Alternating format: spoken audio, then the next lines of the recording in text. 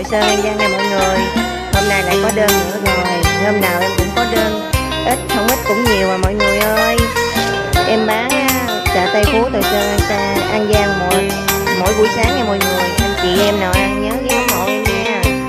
Cảm ơn. Em có đặt bánh đám tiệc luôn nha mọi người. Làm bánh đám tiệc là nhắn em nha. Em có bánh chay, bánh mặn đều có hết. Bột bánh bao, bột bánh tiêu, bột bánh chuối chiên, rồi bột bánh qua dạt luôn nha mọi người. Chai mặn đều có hết. Anh chị em nào nhớ ghé ủng hộ em nha. Cảm ơn.